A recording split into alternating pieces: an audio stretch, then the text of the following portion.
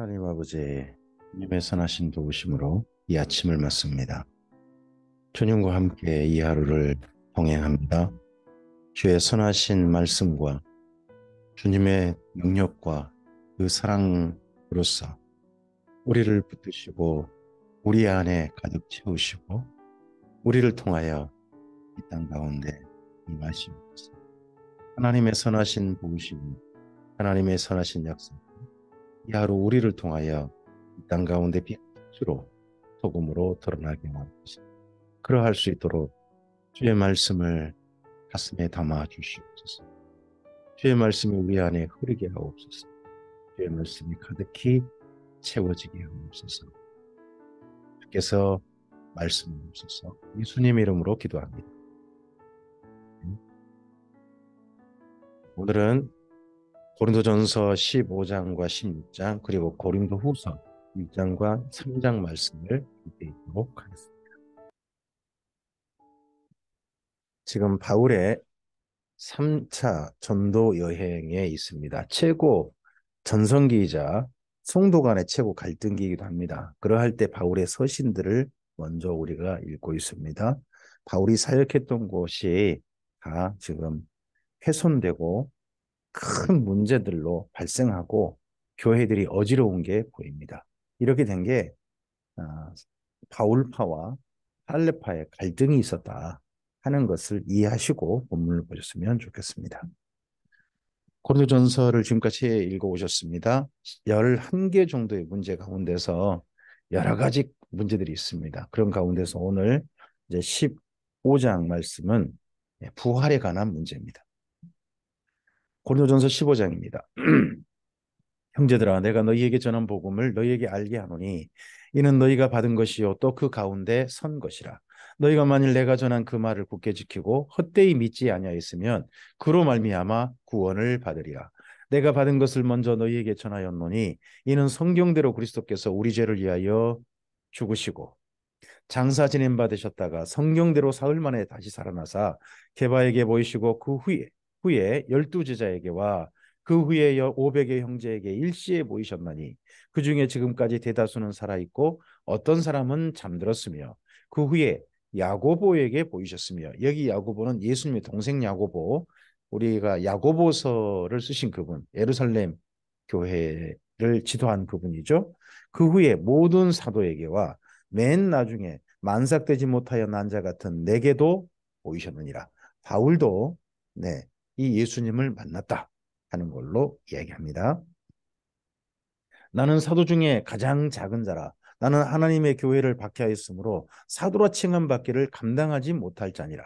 그러나 내가 나된 것은 하나님의 은혜로 된 것이니 내게 주신 그의 은혜가 헛되지 아니하여 내가 모든 사도보다 더 많이 수고하였으나 내가 한 것이 아니요 오직 나와 함께 하신 하나님의 은혜로라. 그러므로 나나 그들이나 이같이 전파하며 너희도 이같이 믿었느니라. 네, 바울도 모든 사도도 500여 형제도 예수님의 동생 야고보도 다 부활하신 예수님을 만나서 예수님께서 부활하셨다 하고 전파했고, 그래서 지금 예수님의 부활을 한 번도 보지 않은, 더더구나 육체는 감옥에 불과하다, 육체를 벗어나서 영만 자유로운 곳, 가장 이상적인 이데아로 가는 것이 최고의 구원이다 라는 생각을 가지고 있는 헬라 사람들에게 이 부활을 전했는데, 고린도 교회 사람들이, 예전엔 육체가 정말 감옥에 불과하다라고 생각했던 사람들이 그 육체로 부활하셨다, 영원히 사는 몸으로 부활하셨다는 부활을 믿었다는 거죠. 그리스도께서 죽은 자 가운데서 다시 살아나셨다 전파되었거늘 너희 중에서 어떤 사람들은 어찌하여 죽은 자 가운데서 부활이 없다 하느냐. 이거 헬라 사람들이 정말 믿기 어려운 거거든요. 그래서 고린도 사람들에게 이 부활을 전해서 믿었지만 아직도 어떤 사람들은 부활이 없는 거 아니냐, 어떻게 이 몸이 다시 산단 말이냐, 다시 감옥으로 들어간단 말이냐 하는 그런 논리를 가지고, 자기들식의 논리를 가지고 지금 굉장히 말들이 많은 거죠. 우리도 뭐 그런 비슷한 논리가 있습니다. 우리가 이승 저승 그러면요, 이 세상 저 세상 그러면 어떻게 생각됩니까? 다 시간과 연결해 생각할 수 있습니다. 그런데요, 성경에서요, 이 세상은 한시적인 세상, 제한된 세상을 말하고, 저 세상 그럴 때는요. 저 세상 그럴 때는 영원한 세상을 말합니다. 영원한 세상. 단순히 우리나라 개념이 아닌 거죠. 근데 우리도 마치 꼭 하나님과 함께하는 세상을 저승처럼 생각하는 그런 사람들도 은근히 있는 거죠. 왜냐 그러면 우리 전통적인 사고가 그러니까요. 여기 당연히 이쪽도 마찬가지입니다. 만일 죽은 자의 부활이 없으면 그리스도 다시 살아나지 못하셨으리라. 그리스도께서 만일 다시 살아나지 못하셨으면 우리가 전파하는 것도 헛것이요 너희 믿음도 헛것이며, 또 우리가 하나님의 거짓 증인으로 발견되리니 우리가 하나님이 그리스도를 다시 살리셨다고 증언하였습니다. 만일 죽은 자가 다시 살아난 일이 없으면 하나님이 그리스도를 다시 살리지 아니하셨으리라. 만일 죽은 자가 다시 살아나는 일이 없으면 그리스도도 다시 살아나신 일이 없었을 터이요 그리스도께서 다시 살아나신 일이 없으면 너희 믿음도 헛되고 너희가 여전히 죄 가운데 있을 것이요 또한 그리스도 안에서 잠자는 자도 망하였으리니 만일 그리스도 안에서 우리가 바라는 것이 다만 이 세상의 삶뿐이면 모든 사람 가운데 우리가 더욱 불쌍한 자이리라. 그러나 이제 분명히 다시 말합니다. 그리스도께서 죽은 자 가운데서 다시 살아나사 잠자는 자들의 첫 열매가 되셨도다. 한시적으로 이 땅의 삶이 끝나는 게 아니라 부활하셔서 영원한 세상, 그 세상의 첫 열매, 죽은 자들 가운데서 다시 살아나신 첫 열매가 예수님이 되셨다는 겁니다. 물론 이전에 영원한 하나님의 세계로 그대로 들림받은 사람들, 옮겨진 사람들이 있죠.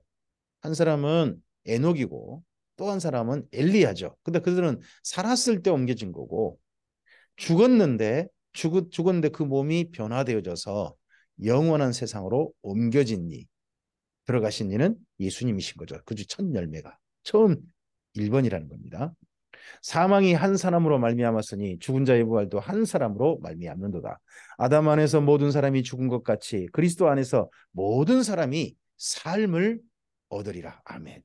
그러나 각각 자기 차례대로 되리니 먼저는 첫 열매인 그리스도요 다음에는 그가 강림하실 때에 그리스도에게 속한 자요 그 후에 마지막이니 그가 모든 통치와 모든 권세와 능력을 멸하시고 나라를 아버지 하나님께 바칠 때라.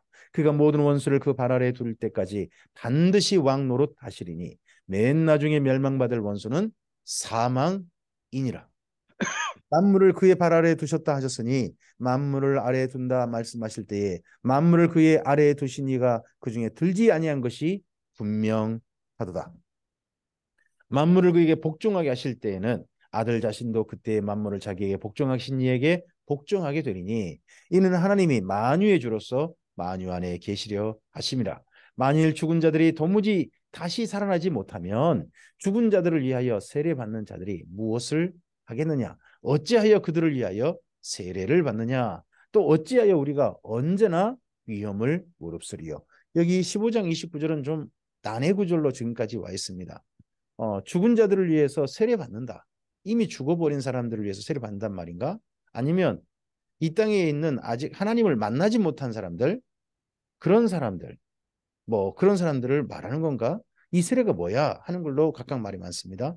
그러나 여기서 죽은 자들을 위해 세례를 받는다 할 때 이 세례를 앞서서 우리가 흔히 말하는 침례 이런 세례가 아니고 이 세례는 고난의 세례, 힘든 예수님께서 말씀하셨거든요. 이 세례의 잔, 내가 받을 세례가 있다 하시는 그 세례, 이 세례는 고난의 세례죠.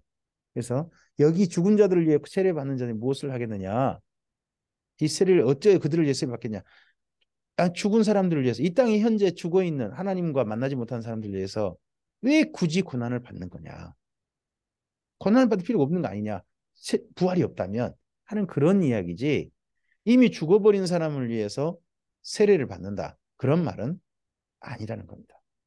우리가 생각한 세례가 아니고 고난의 세례. 그렇게 이 본문을 읽으시기 바랍니다. 형제들아 내가 그리스도 예수 우리 주 안에서 가진 바 너희에게 대한 나의 자랑을 두고 단언하노니 나는 날마다 죽노라. 그래서 연결된 말씀이 이 말씀이잖아요. 나는 날마다 죽노라. 고난을 무릅쓰는 거죠. 현재 하나님과 관계가 끊겨진, 하나님 안에서 죽었으나 현재 살아있다고 하는 사람들을 위해서 날마다 죽는다. 내가 사람의 방법으로 에베소에서 맹수와 더불어 싸웠다면 내게 무슨 유익이 있으리요? 죽은 자가 다시 살아나지 못한다면 내일 죽을 터이니 먹고 마시자 하리라. 속지 말라. 악한 동무들은 선한 행실을 더럽히나니 깨어 의를 행하고 죄를 짓지 말라. 부활이 있으므로 반드시 부활을 그날에 하나님께서 의를 행하고 잘못된 것에 대해서 판단할 그날이 있기 때문에 반드시 오늘은 죄를 짓지 말고 의를 행해서 그날 판단받은 날에 잘했다 칭찬받는 우리가 되자 하는 거죠. 하나님을 알지 못하는 자가 있기로 내가 너희를 부끄럽게 하기 위하여 말하노라. 지금 그럼 고린도 교회 성도 가운데도 내 부활이 없다. 이 몸으로 뭘 해도 상관없다. 예수님 믿으면 되지 뭐 하는 그런 사람이 있어서 지금 부끄럽게 하려고 쓰고 있다는 겁니다. 누가 묻기를 죽은 자들이 어떻게 다시 살아나며 어떠한 몸으로 오느냐 하리니 어리석은 자여 내가 뿌리는 씨가 죽지 않으면 살아나지 못하겠고 또 내가 뿌리는 것은 장래의 형체를 뿌리는 것이 아니요 다만 밀이나 다른 것의 알맹이 뿐이로되 하나님이 그 뜻대로 그에게 형체를 주시되 각 종자에게 그 형체를 주시느니라. 육체는 다 같은 육체가 아니니 하나는 사람의 육체요 하나는 짐승의 육체요 하나는 새의 육체요 하나는 물고기의 육체라. 하늘에 속한 형체도 있고 땅에 속한 형체도 있으나 하늘에 속한 것의 영광이 따로 있고 땅에 속한 것의 영광이 따로 있으니 해의 영광이 다르고 달의 영광이 다르며 별의 영광도 다른데 별과 별의 영광이 다르도다. 죽은 자의 부활도 그와 같으니 썩을 것으로 심고 썩지 아니할 것으로 다시 살아나며 욕된 것으로 심고 영광스러운 것으로 다시 살아나며 약한 것으로 심고 강한 것으로 다시 살아나며 육의 몸으로 심고 신령한 몸으로 다시 살아나니 육의 몸이 있은즉 또한 영의 몸도 있느니라. 여기 신령한 몸, 이 신령한 몸에 대해서 나중에 고린도 후서에서 좀 더 자세히 설명합니다. 기록된 바 첫사람 아담이 생령이 되었다 함과 같이 마지막 아담은 살려주는 영이 되었나니 그러나 먼저는 신령한 사람이 아니요 육의 사람이요 그 다음에 신령한 사람이니라. 첫사람은 땅에서 났으니 흙에 속한 자 이거니와 둘째 사람은 하늘에서 나셨느니라. 예수님의 몸은 이 땅의 몸이 아니라는 거죠. 분명히 사람에게 보였고 만져줬고 먹을 것도 드시는 몸이었죠. 하지만 장소를 초월하고 시공간을 초월한 그런 몸이었죠. 그 몸은 하늘의 몸이라는 겁니다. 하나님께 주시는, 그래서 우리가 부활의 몸은 지금 현재 내 몸, 이 몸이 아닐 겁니다.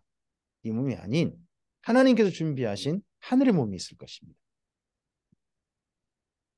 흙에 속한 자들은 저 흙에 속한 자와 같고 무릇 하늘에 속한 자들은 저 하늘에 속한 이와 같으니 우리가 흙에 속한 자의 형상을 입은 것 같이 또한 하늘에 속한 이의 형상을 입으리라. 형제들아 내가 이것을 말하노니 혈과 육은 하나님의 나라를 이어받을 수 없고 또 썩는 것은 썩지 아니한 것을 유업으로 받지 못하느니라. 우리가 부활의 몸을 우리가 부활을 해야 그래야 하나님의 영원한 그 유업을 이어받을 수 있다는 겁니다.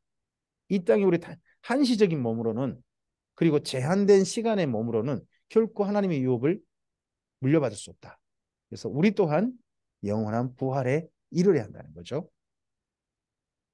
보라 내가 너희에게 비밀을 말하노니 우리가 다 잠잘 것이 아니요 마지막 나팔에 순식간에 호련히 다 변화되리니 이게 부활의 날입니다. 마지막 나팔, 이게 요한계시로 가면 7번째 나팔이 됩니다. 첫 번째부터 순서가 있는 중에 맨 마지막에 불릴 나팔인 거죠. 마지막 나팔에 어떻게 돼요? 순식간에 호련히 다 변화되는 게 부활의 날입니다. 이게 예수님의 재림의 날이죠.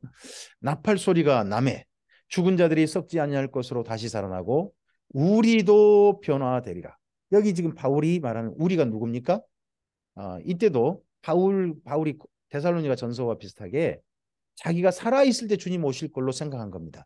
글을 쓰고 있는 분 그리고 여기 고린도 교회 성도 중에도 지금 살아날 분이 있을 것이다 하는 겁니다. 부활할 것이다.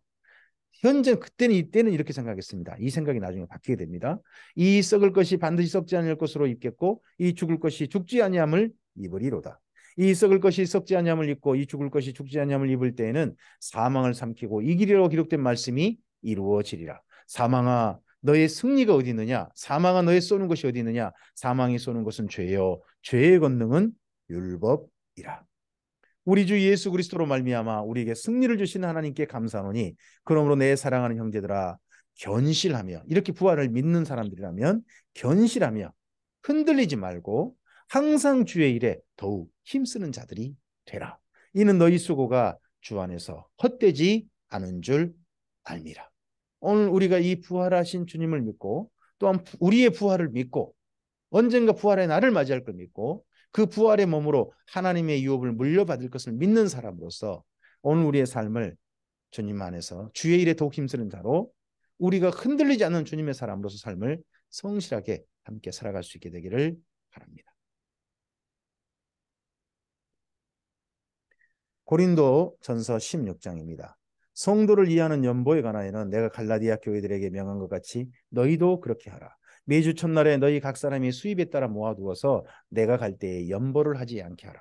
이 고린도 교회에게 부탁하는 문제 가운데서 연보 문제가 있습니다. 연보를 지금 교회가 시끄러운데 예루살렘 교회를 돌보는 연보를 할 리가 없지 않습니까? 갈라디아 교회에게도 말하고 에베소에도 거두고 그리고 마게도냐 교회도 거두고 그리고 여기 고린도 교회 이런 교회들 다 연보를 준비해 달라. 예루살렘 교회 돕는 일에 힘써 달라 하고 부탁하는 게 바울입니다. 여기 다시 한번 부탁하는 거죠. 내가 이럴 때에 너희가 인정한 사람에게 편지를 주어 너희의 은혜를 예루살렘으로 가지고 가게 하리니. 그럼 이 연보가 어디를 향한 게 보이죠? 구제헌금인 겁니다. 예루살렘 교회를 향한. 만일 나도 가는 것이 합당하면 그들이 나와 함께 가리라. 내가 마게도냐를 지날 터이니 마게도냐를 지난 후에 너희에게 가서 혹 너희와 함께 머물며 겨울을 지낼 듯도 하니 이는 너희가 나를 내가 갈 곳으로 보내어 주게 하려 함이라. 본래 바울이 이런 계획을 세웠는데 이 계획이 성취되지는 못합니다. 이후에 계획이 좀 틀어져요. 이제는 지나는 길에 너희 보기를 원하지 아니하노니 만일 주께서 허락하시면 얼마 동안 너희와 함께 머물기를 바랍니다. 이 이후에 바울이 정말 얼마 동안 머뭅니다. 헬라에 한 3개월간 머문다고 하는데 그때 이 본래 편지대로 한참 시기간을 두고 머무는 거죠. 내가 오순절까지 에베소에 머물려 함은 내게 광대하고 유효한 문이 열렸으나 대적하는 자가 많음이라. 그러면 여기 사도행전 19장에서 바울이 굉장히 많은 전도의 열매를 거뒀거든요. 근데 그 광대하고 유효한 문이 열렸다. 정말 전도의 문이 크게 열린 겁니다. 그런데 그와 함께 대적하는 자도 많다 하는 그런 시간을 지금 현재 경험하고 있는 것 같습니다. 디모데가 이르거든. 다시 한번 디모데 이야기를 합니다. 너희는 조심하여 그로 두려움 없이 너희 가운데 있게 하라. 이는 그도 나와 같이 주의 일을 힘쓰는 자임이라. 그럼 이 편지 고린도전서의 편지를 가지고 가는 분이 디모데고 바울을 대신해서 고린도 교회를 지도할 분이 디모데인 겁니다. 그러므로 누구든지 그를 멸시하지 말고 평안히 보내어 내게로 오게 하라. 나는 그가 형제들과 함께 오기를 기다리노라. 굳이 멸시하지 말고 평안히 보내라. 이런 말을 왜 썼을까요? 걱정스러운 거죠. 고린도 교회 현재 이야기를 들어보니까 디모데를 보냈다간 디모데가 제대로 교회를 지도도 하지도 못하고 교인들 멸시받고 혹시 오는 거 아니냐 걱정스러워서 부탁을 이렇게 하고 있습니다. 형제 아볼로에 대하여는 그에게 형제들과 함께 너에게 가라고 내가 많이 권하였을 때 지금은 갈 뜻이 전혀 없으나 기회가 있으면 가리라. 깨어 믿음에 굳게 서서 남자답게 강건하라. 너희 모든 일을 사랑으로 행하라. 형제들아 스데바나의 집은 곧 아가야의 첫 열매요 또 성도 섬기기로 작정한 줄을 너희가 아는지라 내가 너희를 권하노니 이 같은 사람들과 또 함께 일하며 수고하는 모든 사람에게 순종하라. 내가 스데바나와 부드나도와 아가이고가 온 것을 기뻐하노니 그들이 너희 부족한 것을 채웠습니다. 아볼로가 여기 고린도 교회를 갈 뜻이 일절 없다라고 하는데 아마도 아볼로를 모시러 온 분이 스데바나라는 그런 분이지 않나. 스데바나 부두나도 아가이고 이런 분들이 왔고 그런 분들이 또 오면서 여기 바울 사역을 돕는 선교 헌금을 보낸 것 같습니다. 너희 부족한 것을 채웠다. 이런 걸 봐서는 그들이 나와 너희 마음을 시원하게 하였으니 그러므로 너희는 이런 사람들을 알아주라. 고린도에서 여기 에베소까지 오는 게 쉬운 게 아니거든요. 하지만 그 길을 백길을 타고 기꺼이 와서 바울을 만나고 또 아볼로를 모시러 가려고 하는 이분들에 대해서 알아주라라고 부탁합니다. 아시아의 교회들이 너희에게 문안하고 아굴라와 브리스가와 그 집에 있는 교회가 주 안에서 너희에게 간절히 문안하고 아굴라 브리스가 이 두 분이 고린도에서 바울과 함께 1년 6개월 살겠던 분들이잖아요.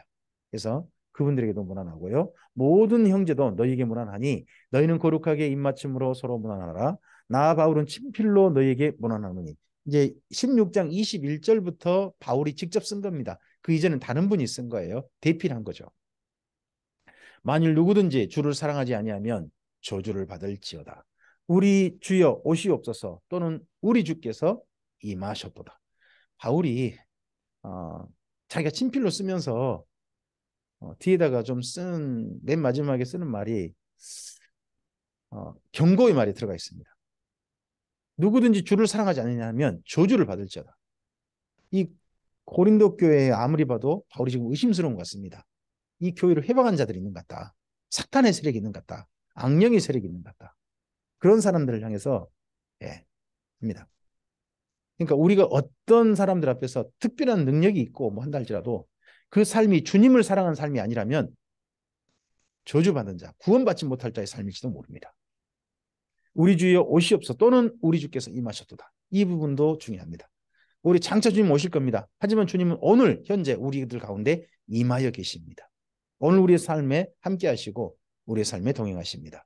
우리 주 예수 그리스도의 은혜가 너희와 함께하고 나의 사랑이 그리스도 예수 안에서 너희 무리와 함께 할지어다. 아멘. 이렇게 고린도 전서가 마무리되어집니다. 이렇게 편지를 보내서 교회가 좋은 일이 있어야 되는데 아무리 봐도 고린도 후서하고 고린도 전서 사이에는 굉장히 안 좋은 일이 있었던 것 같습니다. 그래서 그 후에 쓰고 있는 편지가 여기 고린도 후서가 됩니다. 고린도 후서에서 바울은 고린도 교회가 뭔가 좀 달라진 것 때문에 굉장히 감사합니다. 감사하면서 그게 위로라는 단어도 씁니다. 그러면서 그곳에 아직도 교회를 대적하는, 교회를 회방하는 그런 이들에 대하여서 특별히 경고하는 내용이 또한 담겨 있기도 합니다. 고린도후서 1장입니다. 하나님의 뜻으로 말미암아 예수 그리스도의 사도된 바울과 형제 디모데는 고린도에 있는 하나님의 교회와 또 온 아가야에 있는 모든 성도에게 합니다. 고린도 후서는요, 대상이 넓어집니다. 고린도 교회만 아니라 온 아가야. 이제 쉽게 말하면 이런 거죠. 뭐 저의 중심으로 한다면 광주에 있는 주님의 교회와 전라도에 있는 모든 주님의 성도들에게 이렇게 말한다면 한 교회만 아니라 온 지역, 넓은 지역의 교회들에게 다 보낸 거죠. 그래서 여기 고린도 후서는요, 한 교회에 보낸 편지가 아니라 모든 교회에 보낸 편지니까 이런 편지를 가리켜서 회람 서신이라고 합니다. 회람, 모든 교회들이 돌려보는 거죠. 돌려보는 편지로 보낸 것 같습니다. 하나님 우리 아버지와 주 예수 그리스도로부터 은혜와 평강이 있기를 원하노라. 인사하고세요. 시작할 때 바울이 이렇게 시작하는 서신은 2개밖에 없습니다. 찬송하리로다. 이것은 고린도 후서하고 에베소서 2개입니다. 찬송하리로다. 그는 우리 주 예수 그리스도의 하나님이시오 자비의 아버지시오 모든 위로의 하나님이시며, 여기 고린도 후서에서 가장 많이 나오는 단어 중에 위로라는 단어가 있습니다. 크게 위로를 얻은 거죠. 우리의 모든 환난 가운데서 우리를 위로하사 우리로 하여금 하나님께 받은 위로로서 모든 환난 중에 있는 자들을 능히 위로하게 하시는 이시로다. 바울이 지금 하나님께로부터 온 위로에 크게 감격한 거죠. 그 위로가 뭐냐? 고린도 교회가 평안해졌다는 소식인 것 같습니다. 드디어 교회가 정리정돈됐다 하는 소식인 것 같습니다. 그리스도의 고난이 우리에게 넘친 것 같이 우리가 받는 위로도 그리스도로 말미암아 넘치는 도다. 우리가 환난 당하는 것도 너희가 위로와 구원을 받게 하려는 것이요, 우리가 위로를 받는 것도 너희가 위로를 받게 하려는 것이니 이 위로가 너희 속에 역사하여 우리가 받는 것 같은 고난을 너희도 견디게 하느니라. 너희를 위한 우리의 소망이 견고함은 너희가 고난에 참여하는 자가 된 것 같이 위로해도 그러할 줄을 압니다. 그래서 바울이 자기가 받은 그 위로가 누구에게도 있기를, 이 고린도와 온 아가에 있는 주님의 교회 성도들에게 다 있기를 바라는 마음을 맨 먼저 고린도 후서를 쓰면서 밝히고 있습니다. 그렇다면 정말 바울이 걱정되는 게 아니라 감사한 소식이 뭔가 바울에게 들렸다는 것 아니겠습니까? 형제들아, 우리가 아시아에서 당한 환난을 너희가 모르기를 원하지 아니하노니. 이 아시아가 바울이 현재 있는 예배소 중심한 지역입니다. 힘에 겹도록 심한 고난을 당하여 살 소망까지 끊어지고 죽었다 싶었다는 거죠. 우리는 우리 자신이 사형 선고를 받은 줄 알았으니 이는 우리로 자기를 의지하지 말고 오직 죽은 자를 다시 살리시는 하나님만 의지하게 하십니다. 바울 일행이 아시아에서 에베소에서 굉장히 큰 어려움을 겪었던 것 같습니다. 심지어 살 소망이 끊어졌다. 심지어 어떤 이는 죽었던 것 같습니다. 그래서 그런 사건이 있으니까 형제들이 예수님을 믿는 사람들끼리 서로 다퉈가지고 어떤 주님의 사람이 형제 때문에 주님의 다른 교회 성도 때문에 죽임당한 사건 때문에 쓴 편지가 아무리 봐도 야고보서 같거든요. 그가 이같이 큰 사망에서 우리를 건지셨고 또 건지실 것이며 이후에도 건지시기를 그에게 바라노라. 너희도 우리를 위하여 간구함으로 도우라. 이는 우리가 많은 사람의 기도로 얻은 은사로 말미암아 많은 사람이 우리를 위하여 감사하게 하려 함이라. 우리가 세상에서 특별히 너희에 대하여 하나님의 거룩함과 진실함으로 행하되 육체의 지혜로 하지 아니하고 하나님의 은혜로 행함은 우리 양심이 증언하는 바이니 이것이 우리의 자랑이라. 오직 너희가 읽고 아는 것 외에 우리가 다른 것을 쓰지 아니하노니 너희가 완전히 알기를 내가 바라는 것은 너희가 우리를 부분적으로 알았으나 우리 주 예수의 날에는 너희가 우리의 자랑이 되고 우리가 너희의 자랑이 되는 그것이라. 우리 고린도 교회와 서로 자랑이 되는 사이가 되기를 예수님의 날에 그렇게 소망하는데 저 또한 그러합니다. 저도 우리 참빛교회 성도님들이 주님 앞에 제가 서는 날 제가 천국에 정말 들어가길 소망하는데 그렇게 됐을 때 우리 성도님들이 제 자랑이었으면 좋겠습니다. 그리고 우리 성도님들도 참빛교회 저와 함께 신앙생활을 함께 주님만 했던 분들도 그날 저를 자랑할 수 있었으면 좋겠다 하는 마음을 저도 품습니다. 내가 이 확신을 가지고 너희로 2번 은혜를 얻기 위하여 먼저 너희에게 이르렀다가 너희를 지나 마게도냐로 갔다가 다시 마게도냐로 가서 마게도냐에서 너희에게로 가서 너희의 도움으로 유대에 가기를 계획하였으니 이렇게 계획할 때에 어찌 경솔히 하였으리요. 혹 계획하기를 육체를 따라 계획하여 예예 하면서 아니라 아니라 하는 일이 내게 있겠느냐. 바울이 앞서서 고린도 전서에서 마게도냐 들렀다가 여기 고린도 교회 가서 한 오래 머물겠다. 잠시 머물겠다. 좀 겨울을 지내면서 머물겠다 하는 이야기를 한번 한 적이 있죠. 맨 뒤에. 근데 그렇게 계획했던 것은 쉽게 한 거 아니다. 왜 이거 그냥 못 갔던 것 같습니다. 그래서 변명을 하는 겁니다. 하나님은 미쁘시니라 우리가 너희에게 한 말은 예하고 아니라 함이 없노라. 우리 곧 나와 실로아노와 디모데로 말미암아 너희 가운데 전파된 하나님의 아들 예수 그리스도는 예하고 아니라 함이 되지 아니하였으니 그에게는 예만 되었느니라. 물론 예수님과 하나님은 예죠. 모든 복음은 아니라 할 게 없는 거죠. 다 진실하고 사실이고 우리에게 복음인 거죠. 복된 소식이니까요. 우리가 기꺼이 받아들일 소식인 겁니다. 하나님의 약속은 얼마든지 그리스도 안에서 이해가 되니 그런즉 그로 말미암아 우리가 아멘하여 하나님께 영광을 돌리게 되느니라. 우리를 너희와 함께 그리스도 안에서 굳건하게 하시고 우리에게 기름을 부으신 이는 하나님이시니 우리에게 기름을 부으셨다는 것은 직분자로 세우셨다는 뜻입니다. 여기는 성령 부으셨다는 뜻 말이 아닙니다. 여기 기름 부었단 말은 직분자로 하나님의 사도로 일꾼으로 세우셨다는 뜻입니다. 그가 또한 우리에게 인치시고 보증으로 우리 마음에 성령을 주셨느니라. 내가 내 목숨을 걸고 하나님을 불러 증언하시게 하노니 내가 다시 고린도에 가지 아니한 것은 너희를 아끼려 함이라. 앞서서 간다고 했는데 못 간 거 이제 이렇게 얘기하는 겁니다. 원래 모든 약속은 예인데 예수님 안에서 모든 게 다 예인데 자기 지금 못 갔지 않습니까? 안 간 것은 아끼려 했다. 우리가 너희 믿음을 주관하려는 것이 아니요 오직 너희 기쁨을 돕는 자가 되려 함이니 이는 너희가 믿음에 섰음이라.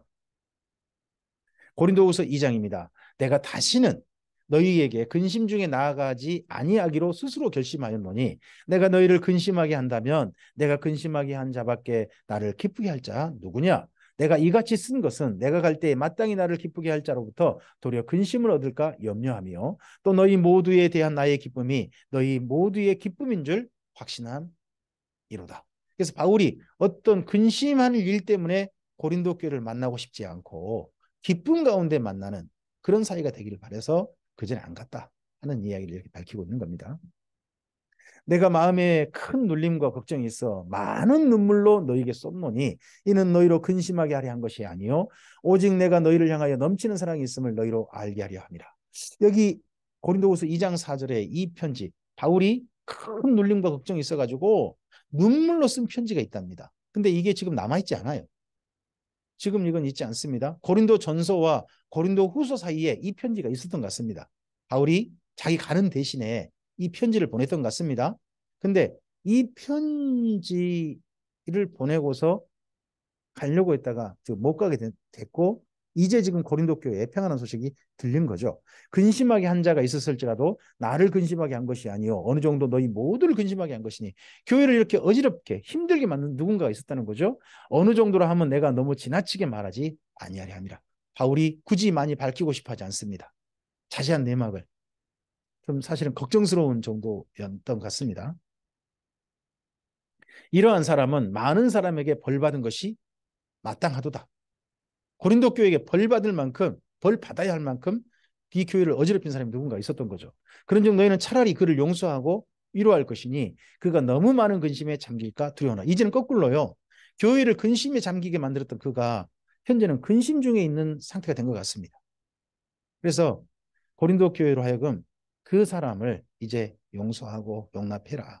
그렇게 말합니다. 그러므로 너희를 권하노니 사랑을 그들에게 나타내라. 그럼 근심하는 자가 한 사람이 아닌 거죠. 그들에게. 너희가 범사에 순종하는지 그 증거를 알고자 하여 내가 이것을 너희에게 썼노라. 지금 그러면 고린도 교회에 문제를 일으켰던 사람들이 다 징계를 받고 교회 전체 교회로부터 일정한 처벌을 받고 그러면서 지금 근신 중에 있거나 교회 공동체 함부로 다니지 못하거나 그런 상태가 된 것 같습니다. 그런 사람들 이제는 위로하고 다시 용서하고 하는 일들을 하라 하고 이렇게 편지를 고린도 후서에서 쓰고 있다는 겁니다. 너희가 무슨 일이든지 누구를 용서하면 나도 그리하고 내가 만일 용서할 일이 있으면 용서한 일이 있으면 용서한 그것은 너희를 위하여 그리스도 앞에서 한 것이니 이는 우리로 사탄에게 속지 않게 하려 함이라. 우리는 그 계책을 알지 못하는 바가 아니로라. 사탄은 용서하지 못하게 합니다. 서로 끝까지 인생의 적이 되게 합니다.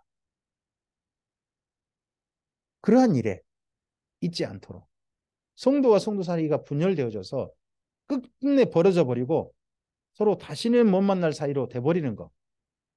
그건 사탄이 원하는 거랍니다. 주님께서 우리가 싸울 수는 있고 서로 갈등할 수도 있지만 끝까지 그런다면 우리는 사탄의 계획에 넘어가는 겁니다.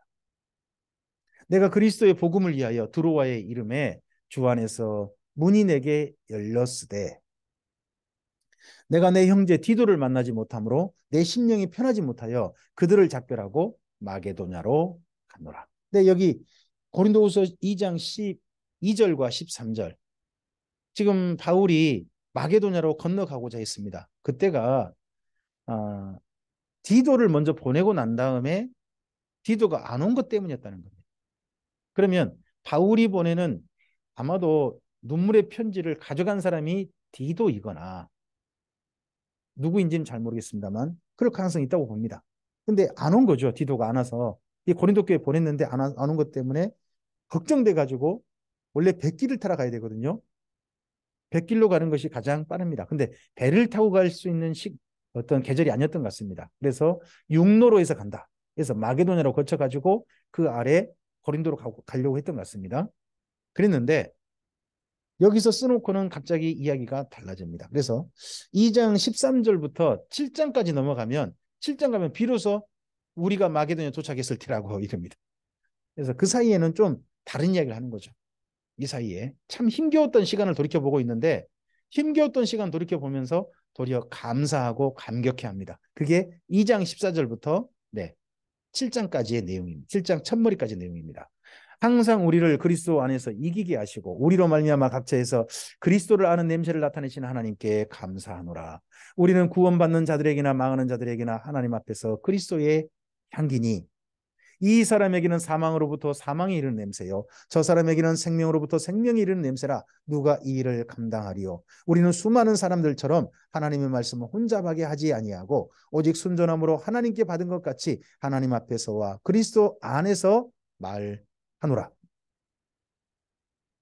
고린도후서 3장입니다. 우리가 다시 자천하기를 시작하겠느냐? 우리가 어찌 어떤 사람처럼 추천서를 너희에게 붙이거나 혹은 너희에게 받거나 할 필요가 있느냐? 너희는 우리의 편지라 우리 마음에 썼고 무사람이 알고 읽는 바라.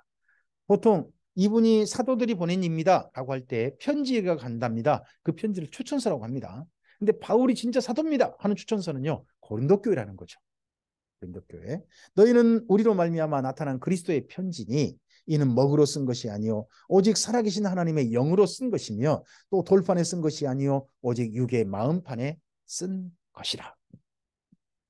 우리가 그리스도로 말미암아 하나님을 향하여 이 같은 확신이 있으니 우리가 무슨 일이든지 우리에게 난 것 같이 스스로 만족할 것이 아니니 우리의 만족은 오직 하나님으로부터 나느니라. 그가 또한 우리를 새 언약의 일꾼 되기에 만족하게 하셨으니 율법의 조문으로 하지 아니하고 오직 영으로 함이니 율법의 조문은 죽이는 것이요 영은 살리는 것이니라.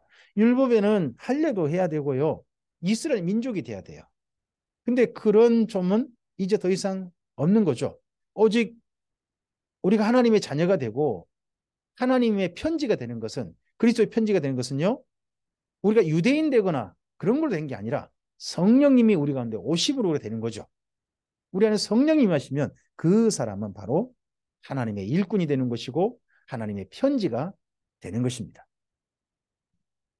돌에 써서 새긴 죽게 하는 율법 조문의 직분도 영광이 있어 이스라엘 자손은 모세의 얼굴에 없어질 영광 때문에도 그 얼굴을 주목하지 못하였거든. 하물며 영의 직분은 더욱 영광이 있지 아니하겠느냐. 네, 모세가 하나님 만나고 오면 어땠습니까? 얼굴을 수건으로 가렸죠. 그 영광을 보지 못하여서. 근데 지금 성령님을 따라 예수님으로 말미암아 직분을 가진 이들 얼마나 더 영광스러웠겠느냐. 그러면 구약보다 새 언약이 더 영광스러운 자리고 더 아름다운 위치에 있다 하는 것이 여기 성경 말씀이죠. 나중에 이걸 구체적으로 밝히고 있는, 얼마나 율법보다 더 뛰어난지 더 아름다운지에 대해서 밝히고 있는 게 히브리서가 되죠. 네, 우리가 바로 성령님이 임한, 성령님께서 함께하는 영의 직분을 가진 이들 아닙니까? 우리는 모세보다 더 영광스러운 직분을 가진 이들입니다. 그렇다면 우리의 삶이 정말 영광스러운 하나님의 영광을 드러내는 그런 삶이 되어야 되지 않겠습니까? 정죄의 직분도 영광이 있은즉 의의 직분은 영광이 더욱 넘치리라. 영광되었던 것이 더 큰 영광으로 말미암아 이에 영광될 것이 없으나 없어질 것도 영광으로 말미암았은즉 길이 있을 것은 더욱 영광 가운데 있느니라. 우리가 이 같은 소망이 있으므로 담대히 말하노니 우리는 모세가 이스라엘 자손에게 장차 없어질 것의 결국을 주목하지 못하게 하려고 수건을 그 얼굴에 쓴 것 같이 아니하노라. 모세는 자기 영광을 이스라엘 민족이 보고 두려워하니까 얼굴을 수건에 싸고 그랬지 않습니까? 근데 그 오래 가지는 않았어요. 다시 이제 벗고 다니기도, 한동안 싸고 있다가 벗고 그랬지 않습니까? 근데 그렇지 않다는 거죠. 우리는 결코 예수님을 다른 사람들한테 가리지 않습니다. 온전히 드러내 줍니다. 그러나 그들의 마음이 완고하여 오늘까지도 구약을 읽을 때에 그 수건이 벗겨지지 아니하고 있으니 그 수건은 그리스도 안에서 없어질 것이라. 모세가 얼굴에 가렸던 수건, 그러다가 잠시 있다가 벗어냈던 그 수건을, 이건 좀 비유로 이해하는 거죠. 네, 고린도 교회 성도들 하는 말이, 그들, 이거 유대인들입니다. 유대인들의 마음이 완고해가지고 아직도 그들의 마음이 벗어지지 못해가지고 수건이 벗겨지지 않아 보이지 않는 사람인 거죠. 보이지 않아서 예수님을 제대로 못 보고 있다 하고 안타까워합니다. 오늘까지 모세의 글을 읽을 때에 수건이 그 마음을 덮었도다. 그러나 언제든지 주께로 돌아가면 그 수건이 벗겨지리라. 우리가 진정한 영광을 보게 될 것이다. 우리 마음의 수건이 벗겨져서 예수님을 보게 되어지고 우리 안에 임하신 성령님이 계심을 확인하게 되어지고 우리에게 주신 새 언약이 얼마나 고귀한 것인지, 얼마나 영광스러운 건지 보여지면 우리는 수건 벗은 자로서 하나님의 영광을 직시하게 될 겁니다. 그 복음의 아름다움을 직접 목격한 사람이 될 것입니다. 그런 사람으로서 오늘 우리 살고 있지 않습니까? 그런 사람으로서 오늘 하루가 이어지길 바랍니다. 주는 영이시니 주의 영이 계신 곳에서는 자유가 있느니라. 우리가 다 수건을 벗은 얼굴로 거울을 보는 것 같이 주의 영광을 보며 그와 같은 형상으로 변화하여 영광에서 영광이 이르니 곧 주의 영으로 말미암음이니라. 여기 말씀에 조금 좀 오해할 부분이 있습니다. 주는 영이시니 3장 17절에 이렇게 말하지 않습니까? 이 여기 첫 번째 주는 영이시냐 할 때 예수님이 영이다라고 하시면 곤란합니다. 예수님은 부활하신 몸을 가지고 계신 분 아닙니까? 그러면 주님은 주는 영이다 하는 표현은 예수님의 몸 상태를 두고 한 말이 아닙니다. 여기 지금 3장에서 뭘 말했습니까? 네, 육신에 속한 자. 바로 앞서서 얼굴에 수건이 가려져 가지고 보지 못했던 거, 율법 조문에 매여 있는 사람들과 성령님의 역사를 두고 있지 않습니까? 그래서 지금 그런 상태에서 주님은 영이시다 하는 것이 비교된 언어지 예수님의 몸 상태가 영이시다 하는 표현은 아닙니다. 그리고 성령님이 계신 곳에서는 자유가 있다 하는 겁니다. 오늘 여기까지 말씀입니다. 바울이 고린도 교회에 편지를 보내고 그 후에 눈물의 편지가 있었던 것 같고 그리고 나서 고린도 후서가 있었던 것 같습니다. 근데 이 편지 내용을 우리가 자세히 상황을 모릅니다. 그래서 남아있는 편지만 가지고 짐작해 볼 뿐이죠. 고린도에 어떤 일이 있었는지. 근데 짐작해 보건대 고린도 교회도 쉽지 않았겠다. 여러 가지 문제가 발생하고 교회가 수습되고 안정되기까지는 결코 수월하지 않았겠다. 그래서 한 교회가 주님의 교회로 안정되었을 때 그게 사도에게 바울에게 얼마나 큰 위로의 소식이 되었는가 하는 게 보여집니다. 오늘 우리의 삶이요. 예수님 안에서 안정되어지고 평안하고 예수님 안에서 주님의 사람답게 하나님의 영광을 드리는 삶이어서 우리 사랑하는 이들에게 함께 주님 안에서 한 몸을 이룬 주님의 사람들에게 우리의 삶이 위로가 되었으면 좋겠습니다. 우리의 삶 때문에 누군가가 걱정하는 삶, 근심하는 삶이 되지 않기를 바랍니다. 오늘 우리가 예수님과 함께 걸어가는 이 삶이 누군가에게 큰 위로가 되어지고 기쁨이 되어지고 그리고 함께 걸어가는 사람들에게 격려가 되어졌으면 좋겠습니다. 그런 삶으로 나아간다면 고린도 후서를 쓰고 있는 바울의 심정과 같은 그런 아름다운 삶이 오늘 우리 현재가 되지 않겠습니까? 주께서 오실 것입니다. 그리고 주님은 오늘 현재 함께 계십니다. 이 하나님과 함께 수건 벗은 자로서 삶을 주님 안에서 복되게 사시기를 주님의 이름으로 축복합니다. 감사합니다.